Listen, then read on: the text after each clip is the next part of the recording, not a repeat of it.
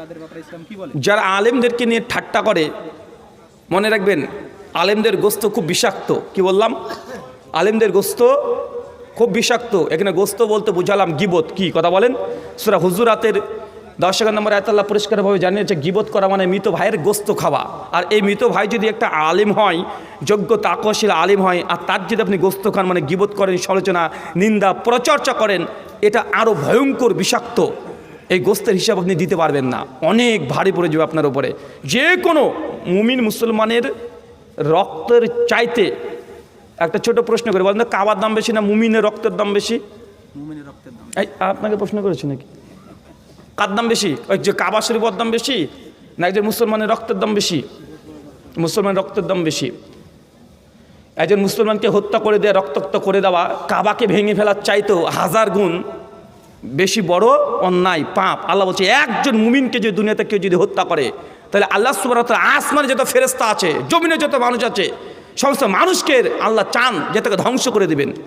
যাবে তিরমিজির হাদিস। আর আমরা মুমিনরা নিজেদের মধ্যে সবসময় গীবত, সমালোচনা, পরনিন্দা, পরচর্চা দূরে থাকবেন। শুকরান। হ্যাপি নিউ ইয়ার বলা যাবে কি? হ্যাপি নিউ ইয়ার বলতে পারবেন কি পারবেন না?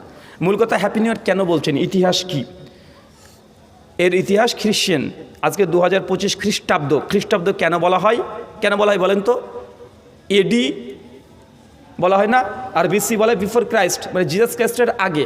মানে জিজাস ক্রাইস্ট খ্রিশ্চানদের গড বা সান অফ গড, উনি যখন জন্মগ্রহণ করেছেন তখন থেকে খ্রিস্টাব্দ শুরু হচ্ছে। কথা বুঝতে পারলেন তো? 2025 চলছে, মানে জিজাস ক্রাইস্ট আজ থেকে 2025 বছর আগে পৃথিবীতে এসেছে। তো এটা খ্রিস্টানদের ক্যালেন্ডার। কাদের ক্যালেন্ডার কথা বলেন?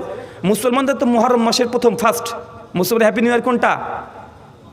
মুহররম মাস। কথা বুঝতে পারছেন? খ্রিস্টানদের কোনটা? জানুয়ারি। তো এটা গ্রিক দার্শনিক, গ্রিক ক্যালেন্ডার অ্যান্ড খ্রিশ্চানদের বিভিন্ন থিওলজি ক্যালেন্ডার থেকে এটা এসেছে। মানে জিজাস ক্রাইস্ট যখন জন্মগ্রহণ করেছে তারপর থেকেই এই মানে ক্যালেন্ডার শুরু হয়েছে। 25শে ডিসেম্বর জিজাসের জন্মদিন পালন করলো না, তারপর জানুয়ারি থেকে কী করছে তারা বছরকে চেঞ্জ করছে।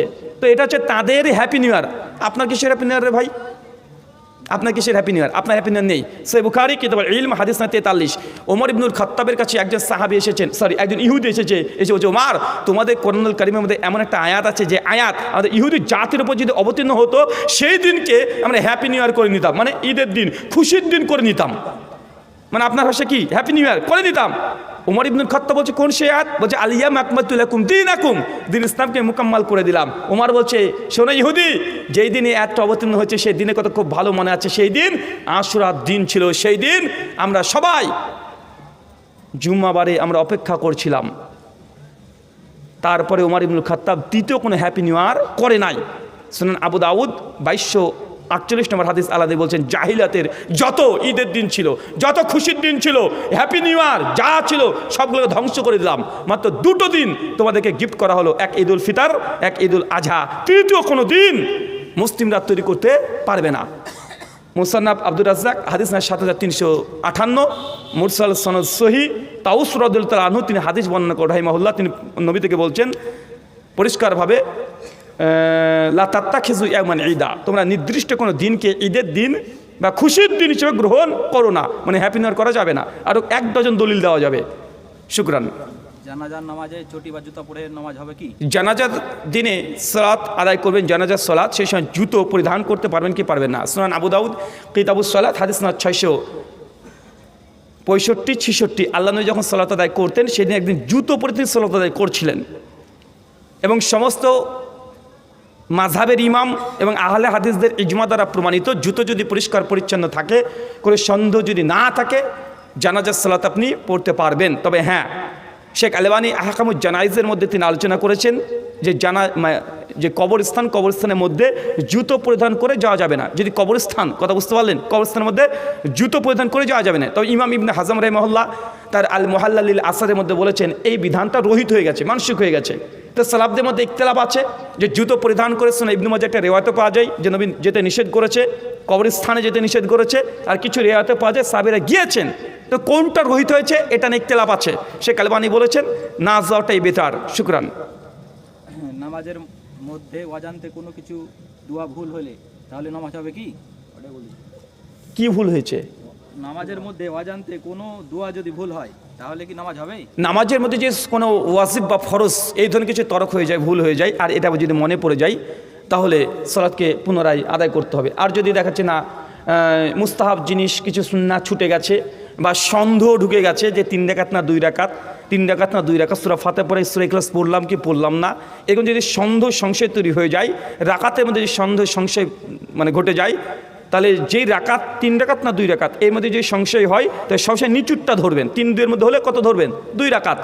আর যদি দেখা যায় না সূরা ইখলাস পড়লাম না এরকম ছোটো ছোটো যদি সমস্যা হয়, সংশয় তৈরি হয়, তাহলে সহ সিজদা দিবেন। কথা বুঝতে পারলেন? সহিহ মুসলিম 950 নম্বর হাদিস। আল্লাহ নবী একদিন 3 রাকাতের জায়গায় 4 রাকাত আসরের নামাজকে 3 রাকাত পরে সালাম ফিরিয়ে দিয়েছিলেন। সাহাবীরা তারপরে বলে রাসূলুল্লাহ নামাজকে কমিয়ে দিলেন? নবী বলছে না তো। বলছে কেন? বলছে আপনি 3 রাকাত পড়েছেন। নবী বাকি সাহাবীকে বলেন তাই নাকি? জি হ্যাঁ। নবী তারপরে আবার তাদেরকে ডেকে 1 রাকাত সালাত আদায় করে নিলেন, করে আত্তিহাতু দুরুদ মাসুরা পড়লেন, পরে আবার পরপর 2টো সিজদা দিলেন, তারপরে আবার তিনি সালাম ফিরিয়ে দিলেন। শুকরান। চাকরি করে খেতে হবে না ব্যবসা করে, আপনার মতামত? চাকরি করে খাবেন না ব্যবসা করে খাবেন? মুসলমানকে আমি সবসময় বলি চাকরি এটা আধুনিক দাসত্ব। চাকরি কি? আধুনিক দাসত্ব, আধুনিক গোলাম। চাকরি কি? আধুনিক গোলাম। নির্দিষ্ট 30 বা 40 হাজার টাকা বেতন দিয়ে আপনাকে আপনার 50 বা 60 বছর পর্যন্ত আপনি এই যে চাকরি করবেন, এটা আধুনিক দাসত্ব বলা হয়। চাকরিতে যে রিজিক এটা সংকীর্ণ হয়ে যায়, নির্দিষ্ট হয়ে যায়। বিজনেস এটা বারাকা থাকে, কি থাকে? কথা বলেন, বরকত থাকে। সহিহ বুখারী 2072 নম্বর হাদিস। আল্লাহ নবী বলছেন আমার এমন কোন দুনিয়াতে নবী পাঠাই নাই যাদেরকে দিয়ে আমি ছাগল চড়িয়ে নিইনি। কি চড়িয়ে নেই নাই? ছাগল। সাহাবীরা বলছে রাসূল আপনিও? নবী বলছেন জি, আমিও কুরাইশদের ছাগল চড়িয়েছি 1 রাতের বিনিময়ে। মুসলমানরা বিজনেসের দিকে মনোনিবেশ বেশি করবেন। চাকরি এটা আধুনিক দাসত্ব। চাকরি করলে রিজিক লিমিটেড হয়ে যায়, আর যদি বিজনেস করেন আপনার রিজিক অফুরন্ত হবে। কত হবে এর কোনো হিসাব নেই। আপনি জানেন পৃথিবীতে যারা ধনী, কোটিপতি, যারা মিলিয়ন, বিলিয়ন, ট্রিলিয়ন পতি, তারা কি চাকরি করে না ব্যবসা করে? কি করে? ব্যবসা করে। ভারতের সরকার চালায় কে? মোদিকে চালায় কে? কে চালায়? আম্বানি গ্রুপ পুরো চালায়। কে চালায়? কথা বলে বুঝতে পারলেন না? আম্বানি পুরো চালায়। বাংলাদেশ কে চালায়? ব্র্যাক। এরা কে? বড় বিজনেসম্যান। মোদিজি ওই আম্বানির কাছে গেলে হাত জড়ো করে যায়।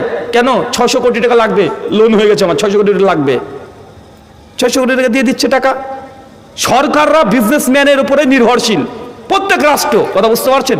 প্রত্যেক রাষ্ট্র সরকার, স্বয়ং সরকার, প্রাইম মিনিস্টার, তারা কাদের উপরে নির্ভরশীল? বিজনেসম্যান। কারণ যখন তখন 500 কোটি, 1000 কোটি, 5000 কোটি টাকা দরকার হয়, কে দিবে? চাকরিওয়ালা দেবে? বিজনেসে বরকত আছে। আমার একটা আলোচনায় আছে হালাল রিজিক, ওই আলোচনার মধ্যে করেছিলাম যে এই যে বর্তমান সিস্টেম যেই চাকরি, এটা আধুনিক দাসত্ব। কেন আধুনিক দাসত্ব? আর কেন মুসলমানদেরকে বিজনেস করতে হয়? ইহুদিদেরকে দেখবেন, একটু দেশ বিদেশ ঘুরবেন, তখন বুঝতে পারবেন। ইহুদিরা যখন তারা গ্র্যাজুয়েট কমপ্লিট করে ফেলে, আমাদের মুসলমানরা কি করে? গ্র্যাজুয়েশন কমপ্লিট করলে ও পার্ট টাইমার চাকরি খুঁজে বেড়ায় না? যেটা পার্ট টাইমার যদি চাকরি পায়, ইহুদির বাচ্চাকে চাকরি করতে দেখবে না। কি করবে?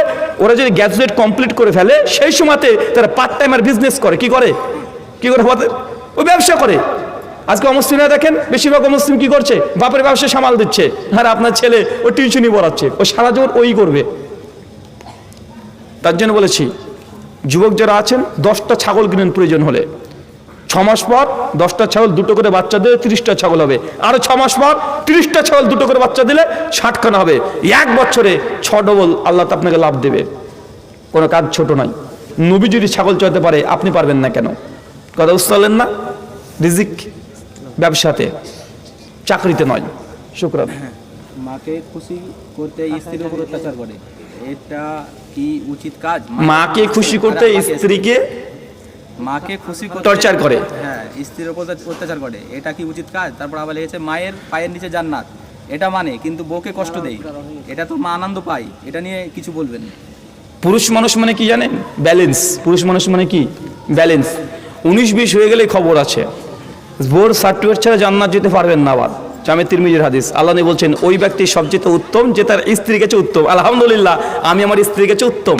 এখন আপনি যদি মাকে খুশি করতে গিয়ে বউকে যদি টর্চার করেন, মানসিক টর্চার, শারীরিক টর্চার যদি করেন, পরিকল্পিতভাবেই করেন, অনার্থক কোনো দোষ নেই, তারপর যে দোষটা চাপিয়ে দেন, এটা আপনি বেইনসাফি করছেন। কি করছেন কথা বলেন? বেইনসাফি করছেন। আর মা যদি এমন যদি চরিত্রের হয় যে অনেক মানে ইচ্ছাকৃতভাবে বউটাকে দোষারোপ করার জন্য এই পরিকল্পনা করছে। সূরা লুকমান আয়াত নম্বর 14, সূরা আহকাফ আয়াত নম্বর 15, মুসনাদ আহমদের রিয়াদ সহিহ সনদে বর্ণনা আছে, বান্দার দাসত্ব, বান্দার কথা ততক্ষণ শুনবেন যতক্ষণ আল্লাহর আইনের বিরুদ্ধে না যায়। কথা কি বুঝতে পারলেন? মায়ের কথা ততক্ষণ শুনবেন যতক্ষণ মা আপনাকে এমন কোনো কাজ করতে আদেশ না করে যেটা শরীয়ত লঙ্ঘন। কথা বুঝতে পারলেন? এবার মা যদি কোনো হারাম কাজ করতে বলে, মায়ের পায়ের নিচে তখন জান্নাত না, তোর মায়ের পায়ের নিচে জান্নাত, ওই হারাম কাজকে জান্নাত নেবেন? এখন এখানে ব্যালেন্স করতে হয় পুরুষ মানুষকে ব্যালেন্স করা খুব কঠিন এবং খুব ভয়ঙ্কর। আর মাদেরকে একটা কথা বলি, বাপ মা হচ্ছে ছেলের যখন বিয়ে হয়ে যায় সে সময় বাপ মা তারা রেস্টে থাকবে। 2, বাপ মা হচ্ছে সূর্যের মতো। কিসের মতো? সূর্যের মতো। দূর থেকে তারা আলো দেবে, তার পরিবার তার সন্তান ওই আলোয় আলোকিত হয়ে সংসার জীবন যাপন করবে। কিন্তু ওই সেই সূর্য যদি বাড়ির ভেতরে ঢুকে যায়, যদি বেটার বৌমার ভেতরে ঢুকে যায়, ওই পরিবার থাকবে না, দাও দাও করে জ্বলবে। কথা বলেন কি হবে? তাই বাপ মা দূর থেকে আলোয় আলোকিত করবে সংসারকে। সংসার ছেলে আর ছেলের বউর ভেতরে যেন বাপ মা না আসে। যদি আসে ওই বাপ মা শান্তিতে থাকবে না, ছেলে ওই শান্তিতে থাকবে না। আর জেনে রাখেন, মায়েদেরকে বলি, আপনার ছেলেকে যদি খুশি রাখতে চান তাহলে বৌমার সঙ্গে ভালো ব্যবহার করেন। কারণ বৌমা যদি অখুশি হয় আপনার ছেলে খুশিতে থাকতে পারবে না। পারবে? কথা বলেন। ছেলে আপনার বৌমা যদি অশান্তিতে আপনি রাখেন, এই অশান্তির কথাগুলো আপনার ছেলে বাড়িতে আসবে, বারবার শেয়ার করবে, ছেলের মাথায় কাজ করবে না, উল্টোপাল্টা কাজ করবে, সে ডিপ্রেশনে থাকবে। তাই যদি ছেলেকে ভালো রাখতে চান বৌমার সঙ্গে ভালো আচরণ করেন। আর মেয়েদেরকে বলবো, শাশুড়ি বয়স হয়ে গেছে 50-60, এজ একটা গ্যাপিং হয়ে গেছে, তাদের কালচার আর বর্তমান আধুনিক যে মডার্ন কালচার মধ্যে পার্থক্য আছে। এই যে এজ গ্যাপিং হওয়ার কারণে এবং বয়স হওয়ার কারণে তার অনেক ভুল সিদ্ধান্ত দেবে, অনেক আজে বাজে কথা বলবে, এমন কিছু কথা বলবে যে কথাটা তোমার কাছে স্বাভাবিক না। কিন্তু মনে রাখতে হবে ওরা কমপক্ষে 25 বছরের প্রাচীন পুরাতন। কথা বুঝতে পারছেন? তাই তাদের চিন্তাধারা, তাদের পরামর্শ, তাদের সিদ্ধান্ত, তার দূরদর্শিতা তোমার সঙ্গে মিলবে না। এমন কিছু কথা বলবে তার কাছে স্বাভাবিক, কিন্তু তোমার কাছে সেটা প্রেস্টিজের কারণ হতে পারে। ওটাকে শুনেও না শোনার ভান করতে হবে। শুকরান, জাযাকাল্লাহু খায়রান। লেখক লিখছে, আমি দেখেছি আলেমগণেরা জন্মদিন পালন করে, কিন্তু আমি যতটুকু জানি জন্মদিন পালন করা যাবে না। ওই লেখছে, ওই হয়েছে, এ নিয়ে কিছু বলবেন? মুফতি সাহেব তো তুমি, ওই নিজের ফতোয়া দিয়ে দিয়েছে, আমি আবার কি বলবো? দেখেন, জন্মদিবস পালন করার 2টো ক্যাটাগরি হতে পারে। এক, নবীর জন্মদিবস পালন করা, এটা বিদআত। কেন? এটা শরীয়তের সঙ্গে সম্পৃক্ত। আপনার স্ত্রীর বার্থডে পালন করবেন, এটা শরীয়তের সঙ্গে সম্পৃক্ত না। কথা বুঝতে পারলেন? এটা শরীয়তের সঙ্গে সম্পৃক্ত না। আর কেউ এটা মনে করে না আমার স্ত্রীর জন্মদিবস পালন করলে একটা হজের সমান নেকি বেশি হবে, কেউ এরকম নিয়াত করে নাকি? হ্যাঁ, যে আমার স্ত্রীর যে জন্মদিবস পালন করতে 10টা নেকি বেশি পাবো, এটার সঙ্গে নেকির কোনো সম্পৃক্ত না। এটা হচ্ছে অমুসলিমদের কৃষ্টি কালচার। মান তাশাব্বাহা বিকওমি ফাহুয়া মিনহু। সুনান আবু দাউদ কিতাবুল লিবাস হাদিস 4347। আল্লাহ নবী বলেছেন, কোন জাতি যদি, মুসলমান যদি কোনো জাতিকে যদি অনুকরণ করে তাহলে হাসর তাদের সঙ্গেই হবে। সূরা মাইদার 51 নম্বর আয়াত, সেম কন্ডিশন। তার মানে বোঝা যাচ্ছে এখানে যে এই জন্মদিবস পালন করা এটা অমুসলিমদের কৃষ্টি কালচার। কাদের কথা বলেন? অমুসলিমদের কৃষ্টি কালচার। এরা জিসাস ক্রাইস্টের বার্থডে তারা সেলিব্রেশন করে, শ্রীকৃষ্ণের জন্মাষ্টমী পালন করে। তো এগুলো ওইখান থেকে এসেছে। মুসলিমদের মধ্যে জন্মদিবস পালন করা এই রীতি কালচার ছিল না, এটা সম্পূর্ণ অমুসলিমদের কৃষ্টি কালচার। তার জন্য জন্মদিবস পালন করা এটা নাজায়েজ, এটা গুনাহের কাজ। অমুসলিমদের কৃষ্টি কালচারকে আপন করার কারণে এটা বিদআত নয়। কিন্তু নবীর জন্মদিবস পালন করলে কি হবে? বিদআত হবে। শুকরান, জাযাকাল্লাহু খায়রান, বারাকাল্লাহু ফিকুম, ওয়া মা আলাইনা ইল্লাল বালাগ। আসসালামু আলাইকুম ওয়া রাহমাতুল্লাহি ওয়া বারাকাতুহু।